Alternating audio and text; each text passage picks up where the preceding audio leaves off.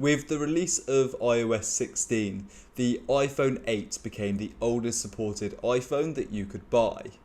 The iPhone 8 was released in September of 2017 alongside the iPhone 10, so it was quickly forgotten by most people as the iPhone 10 was the more exciting upgrade. With that being said, the iPhone 8 was still a really good phone at the time of launch. In 2023, the iPhone 8 can be picked up for about 130 quid, so should you go ahead and buy it? That's the question.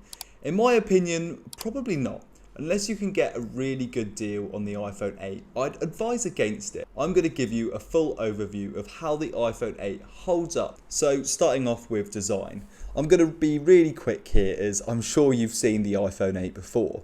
This is a design that's still sold new from Apple in the 2022 iPhone SE and it's very familiar. There's a 4.7-inch Retina display, Touch ID, a glass back for wireless charging and a very small camera bump. Ultimately, this phone still feels very premium, but it does look a little bit outdated. So let's move on to what's most important about a phone, which is performance. Performance with the iPhone 8, in my opinion, is a little bit of a mixed bag. The iPhone 8 is powered by the A11 chip, which has generally held up well over the years. However, I think it's starting to show its age and struggle a little bit. I genuinely don't think that the iPhone 8 is going to be receiving many more iterations of iOS either, maybe one or two more versions of iOS, as it's already not receiving all of the features that the newer phones are getting, such as the live text reading and copying pasting the subject of photos.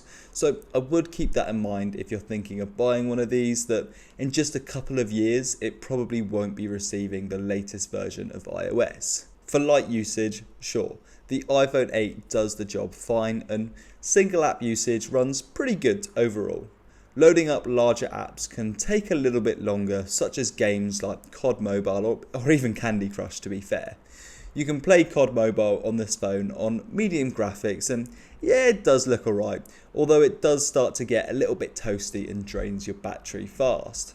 Playing games and multitasking is where you're really going to start to see this iPhone struggle. So if you're quite a heavy user of your phone and you're going to be flipping between social media, Safari, iMessage and maybe even some games, then this iPhone is going to start to drop a few frames, get quite warm and drain your battery fast and maybe even crash on you a couple of times, which will get a little bit frustrating. But if you're a fairly light user who literally just wants a phone to make phone calls, send texts, and take photos, then this iPhone will actually do that really well. So let's move on to the camera. The camera, in my opinion, is one of the parts of this phone that's held up the best, and it's going to be better than almost any phone that you can buy new for 130 quid. Like, this iPhone camera was once the best camera you can get in a phone, so 6 years later, it still holds up looking pretty good. I've literally taken thousands of photos with an iPhone 8 and I never look back at them thinking that they don't look good or the photos aren't good enough to enjoy the memories.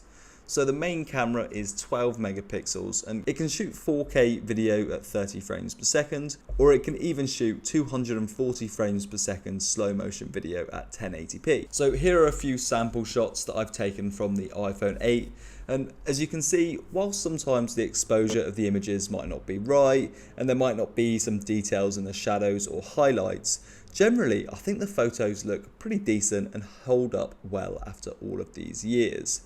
Where the camera does fall short is in low light scenarios, and this is where newer phones have improved quite significantly.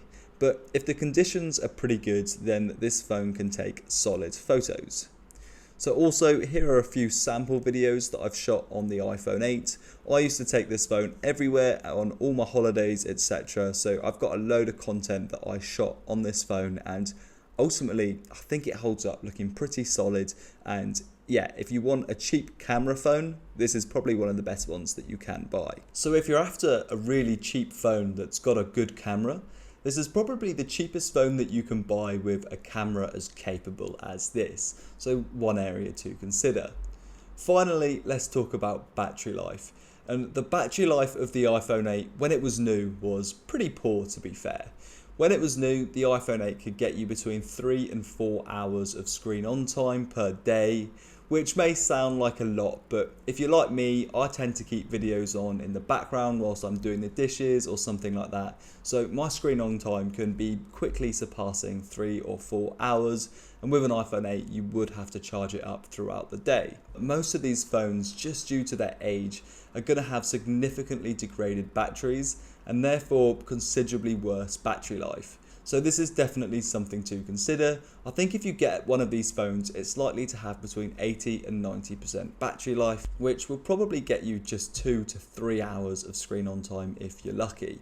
So to really enjoy one of these phones, you're going to have to replace the battery, which will add additional costs. And then you're creeping up into the territory of the 2020 iPhone SE, which does have better battery life and is generally a better phone. So that's where I'd recommend you spend your money. The iPhone 8 has held up really well over all of these years and shows just how far ahead Apple is with its semiconductors. 6 years later, this phone is still running pretty well and had plenty of headroom when it was released. Ultimately, I do think the iPhone 8 is a tough phone to recommend just because I'm cautious that it's only going to receive 1 or 2 more iterations of iOS.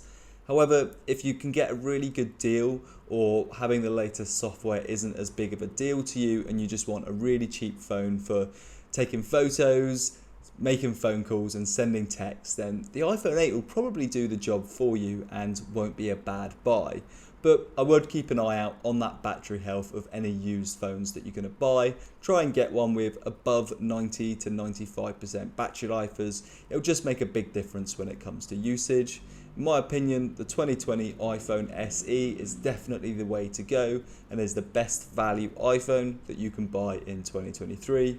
If you enjoyed this video, please do leave it a like and do subscribe, as very soon I'll have a 2020 iPhone SE review up and hopefully you'll enjoy that. Thanks very much. Cheers.